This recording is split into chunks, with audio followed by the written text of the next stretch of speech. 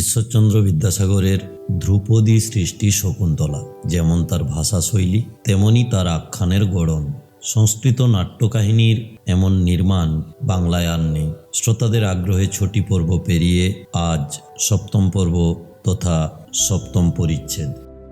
রাজা দানব জয় কার্যে ব্যাপৃত হইয়া দেবলোকে কিছুদিন অবস্থিতি করিলেন।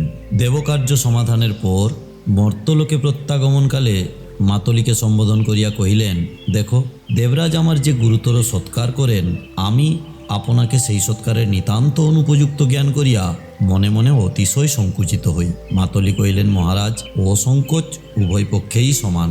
আপনি দেবতাদিগের যে উপকার করেন, দেবরাজকৃত সৎকারকে তদপেক্ষা গুরুতর জ্ঞান করিয়া সংকুচিত হন। দেবরাজ ও সকৃত সৎকারকে মহারাজকৃত উপকারের নিতান্ত অনুপযুক্ত বিবেচনা করিয়া সংকুচিত হইয়া থাকেন।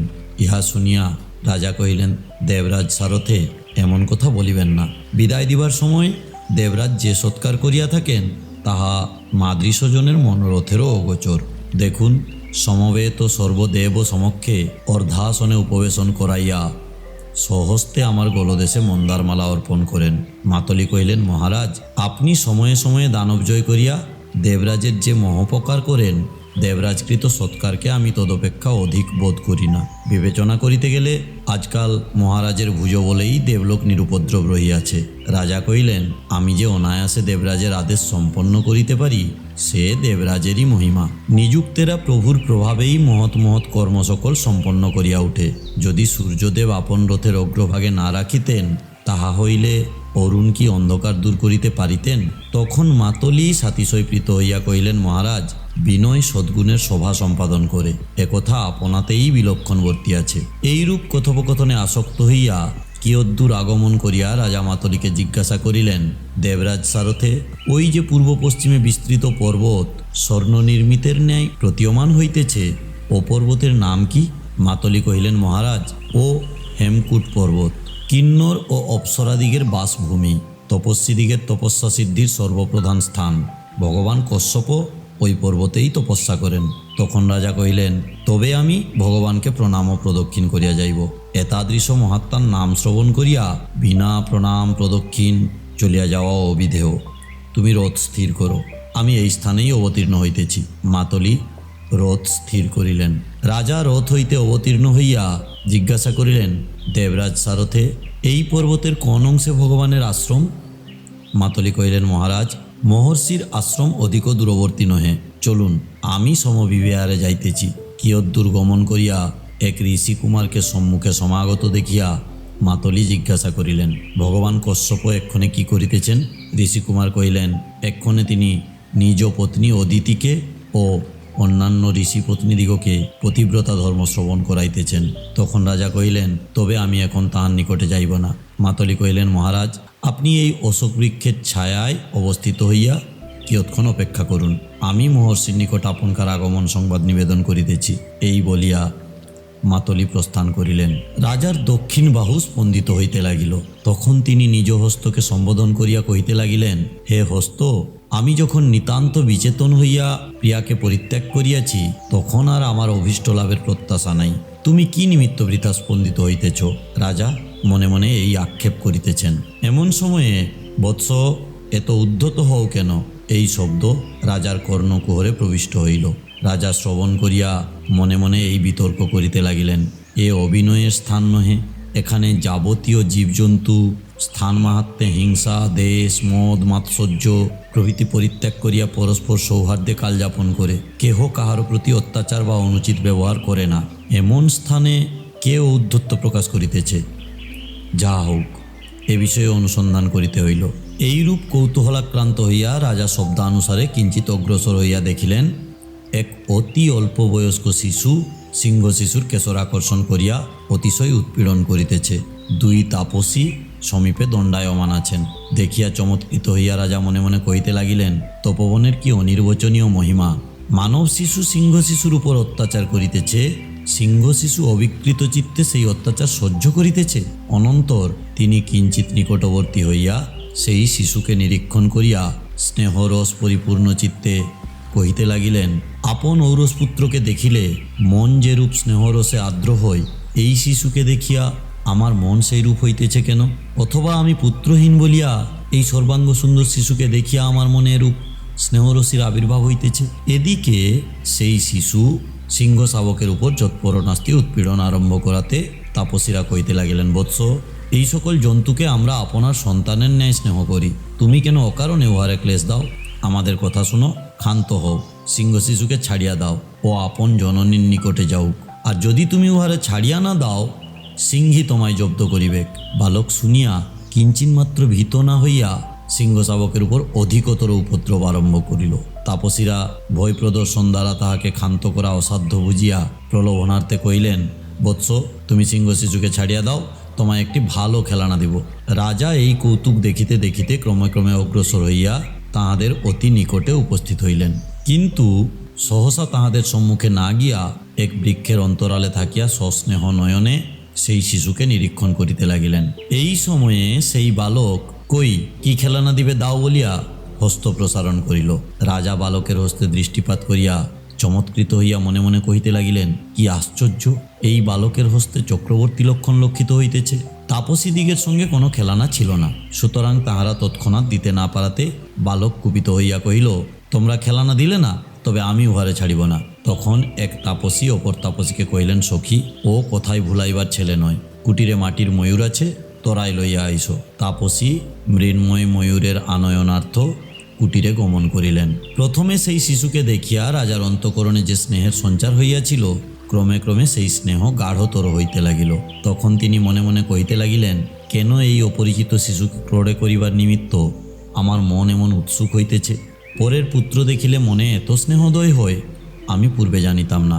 আহা, যাহার এই পুত্র, সে ইহারে ক্রোড়ে লইয়া যখন ইহার মুখ চুম্বন করে হাস্য করিলে, যখন ইহার মুখমধ্যে অর্ধ বিনির্গত কুন্দ সন্নিভ দন্তগুলি অবলোকন করে, যখন ইহার মৃদুমধুর আধো আধো কথাগুলি শ্রবণ করে, তখন সেই পুণ্যবান ব্যক্তি কি অনির্বচনীয় প্রীতিপ্রাপ্ত হয়।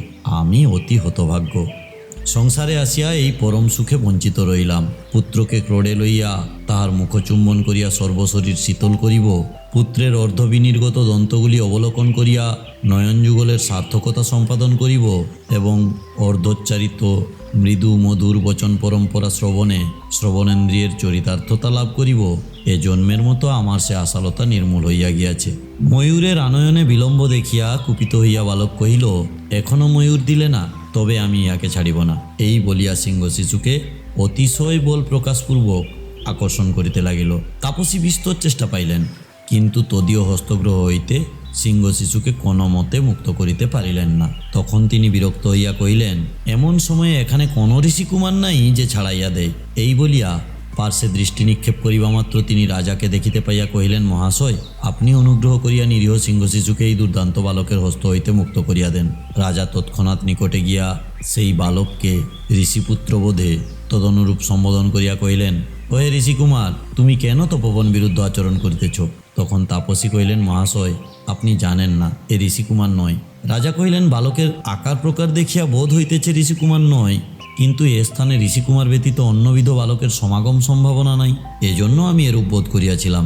এই বলিয়া রাজা সেই বালকের হস্তগ্রহ হইতে সিংহ শিশুকে মুক্ত করিয়া দিলেন এবং স্পর্শ সুখ অনুভব করিয়া মনে মনে কহিতে লাগিলেন, পরকীয় পুত্রের গাত্র স্পর্শ করিয়া আমার এরূপ সুখানুভব হইতেছে। যাহার পুত্র, সে ব্যক্তি ইহার গাত্র স্পর্শ করিয়া কি অনুপম সুখ অনুভব করে, তাহা বলা যায় না। বালক নিতান্ত দুর্দান্ত হইয়াও রাজার নিকট একান্ত শান্ত স্বভাব হইল। ইহা দেখিয়া এবং উভয়ের আকারগত সৌসাদৃশ্য দর্শন করিয়া তাপসী বিস্ময়াপন্ন হইলেন। রাজা ওই বালক ঋষিকুমার নহে ইহা অবগত হইয়া তাপসীকে জিজ্ঞাসিলেন, এই বালক যদি ঋষিকুমার না হয়, কোন ক্ষত্রিয় বংশে জন্মগ্রহণ করিয়াছে, জানিতে ইচ্ছা করি। তাপসী কহিলেন, মহাশয়, এ পুরুবংশীয়। রাজা শুনিয়া মনে মনে কহিতে লাগিলেন, আমি যে বংশে জন্মিয়াছি, ইহারও সেই বংশে জন্ম। পুরুবংশীয় দিগের এই রীতি বটে। তাহারা প্রথমত সাংসারিক সুখভোগে স্বচ্ছন্দে কালযাপন করিয়া পরিশেষে সস্ত্রীক হইয়া অরণ্যবাস আশ্রয় করেন। পরে রাজা তাপসীকে জিজ্ঞাসিলেন, এ দেবভূমি, মানুষের অবস্থিতির স্থান নহে, অতএব এই বালক কি সংযোগে এখানে আসিল? তাপসী কহিলেন, ইহার জননী অপ্সরা সম্বন্ধে এখানে আসিয়া এই সন্তান প্রসব করিয়াছেন। রাজা শুনিয়া মনে মনে কহিতে লাগিলেন, পুরুবংশ ও অপ্সরা সম্বন্ধ, এই দুই কথা শুনিয়া আমার হৃদয়ে পুনর্বার আশার সঞ্চার হইতেছে। যাহা হোক, ইহার পিতার নাম জিজ্ঞাসা করি, তাহা হইলেই সন্দেহভঞ্জন হইবে। এই বলিয়া তিনি তাপসীকে পুনরায় জিজ্ঞাসিলেন, আপনি জানেন এই বালক পূর্ববংশীয় কোন ব্যক্তির পুত্র? তখন তাপসী কহিলেন, মহাশয়, কে সেই ধর্মপত্নী পরিত্যাগী পাপাত্মার নাম কীর্তন করিবে? রাজা শুনিয়া মনে মনে কহিতে লাগিলেন, একথা আমারই লক্ষ্য করিতেছে। ভালো, ইহার জননীর নাম জিজ্ঞাসা করি, তাহা হইলেই এককালে সকল সন্দেহ দূর হইবে। অথবা পরস্ত্রী সংক্রান্ত কোনো কথা জিজ্ঞাসা করা উচিত নয়। আমি যখন মহান্ধ হইয়া স্বহস্তে আশালতার মূলোচ্ছেদ করিয়াছি, তখন সে আশালতাকে বৃথা পুনরুজ্জীবিত করিবার চেষ্টা পাইয়া পরিশেষে কেবল সমধিক ক্ষোভ পাইতে হইবে। অতএব ও কথায় আর কাজ নাই। রাজা মনে মনে এই আন্দোলন করিতেছেন। এমন সময়ে অপরা তাপসী কুটির হইতে মৃন্ময় ময়ূর আনয়ন করিলেন এবং কহিলেন, বৎস, কেমন শকুন্তলাবণ্য দেখো।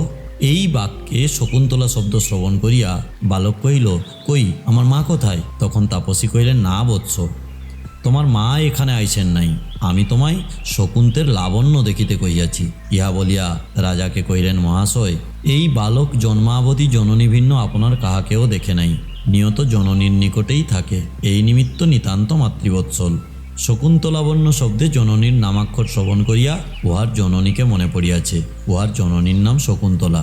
সমুদায় শ্রবণগোচর করিয়া রাজা মনে মনে কহিতে লাগিলেন, ইহার জননীরও নাম শকুন্তলা, কি আশ্চর্য!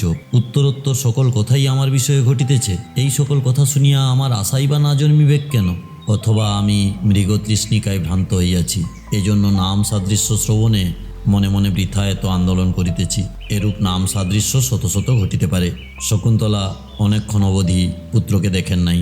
এ নিমিত্ত অতিশয় উৎকণ্ঠিত হইয়া অন্বেষণ করিতে করিতে সহসা সেই স্থানে উপস্থিত হইলেন। রাজা বিরহ কৃষা মিলনবেশা শকুন্তলাকে সহসা সেই স্থানে উপস্থিত দেখিয়া বিস্ময়াপন্ন হইয়া এক দৃষ্টিতে তাহার দিকে চাহিয়া রহিলেন। নয়ন যুগলে প্রবল বেগে জলধারা বহিতে লাগিল। বাকশক্তি রহিত হইয়া দণ্ডায়মান রহিলেন, একটিও কথা কহিতে পারিলেন না। শকুন্তলাও অকস্মাৎ রাজাকে দেখিয়া স্বপ্ন দর্শন বোধ করিয়া স্থির নয়নে তাহার দিকে চাহিয়া রহিলেন। নয়ন যুগল বাষ্পবারিতে পরিপ্লুত হইয়া আসিল। বালক শকুন্তলাকে দেখিবা মাত্র মা মা করিয়া তাহার নিকটে উপস্থিত হইল এবং জিজ্ঞাসিল, মা, ওকে দেখে তুই কাঁদিস কেন? তখন শকুন্তলা গদগদ বচনে কহিলেন, বাছা, ও কথা আমায় জিজ্ঞাসা করো কেন? আপন অদৃষ্টকে জিজ্ঞাসা করো। কিয়ৎক্ষণ পরে রাজা মনের আবেগ সংবরণ করিয়া শকুন্তলাকে কহিলেন, প্রিয়ে, আমি তোমার প্রতি যে অসৎ ব্যবহার করিয়াছি তাহা বলিবার নয়। তৎকালে আমার মতিচ্ছন্ন ঘটিয়াছিল, তাহাতেই অবমাননাপূর্বক তোমায় বিদায় করিয়াছিলাম। কয়েক দিবস পরেই সমস্ত বৃত্তান্ত আমার স্মৃতিপথে উপনীত হইয়াছিল। তদবধি আমি কি অসুখে কালহরণ করিয়াছি তাহা আমার অন্তরাত্মাই জানেন। পুনরায় তোমার দর্শন পাইব আমার সে আশা ছিল না। এক্ষণে তুমি প্রত্যাখ্যান দুঃখ পরিত্যাগ করিয়া আমার অপরাধ মার্জনা করো। রাজা এই বলিয়া উন্মূলিত তরুর ন্যায় ভূতলে পতিত হইলেন। তদ্দর্শনে শকুন্তলা অস্তব্যস্তে রাজার হস্ত ধরিয়া কহিলেন, আর্যপুত্র, উঠো উঠো, তোমার দোষ কি? সকলই আমার অদৃষ্টের দোষ। এতদিনের পর দুঃখিনীকে যে স্মরণ করিয়াছ তাহাতেই আমার সকল দুঃখ দূর হইয়াছে। এই বলিতে বলিতে শকুন্তলার নয়ন যুগল হইতে প্রবল বেগে বাষ্পবারি বিগলিত হইতে লাগিল। রাজা গাত্রোত্থান করিয়া বাষ্পবারি পরিপূরিত নয়নে কহিতে লাগিলেন, প্রিয়ে, প্রত্যাখ্যানকালে তোমার নয়ন যুগল হইতে যে জলধারা বিগলিত হইয়াছিল তাহা উপেক্ষা করিয়াছিলাম। পরে সেই দুঃখে আমার হৃদয় বিদীর্ণ হইয়া গিয়াছিল। এক্ষণে তোমার চক্ষের জলধারা মুছিয়া দিয়া সকল দুঃখ দূর করি। এই বলিয়া তিনি স্বহস্তে শকুন্তলার চক্ষের জল মুছিয়া দিলেন। শকুন্তলার শোক সাগর আরও উথলিয়া উঠিল। প্রবল প্রবাহে নয়নে বারিধারা বইতে লাগিল। অনন্তর দুঃখাবেগের সংবরণ করিয়া শকুন্তলা রাজাকে কহিলেন, আর্যপুত্র, তুমি যে এই দুঃখিনীকে পুনরায় শ্রবণ করিবে সে আশা ছিল না।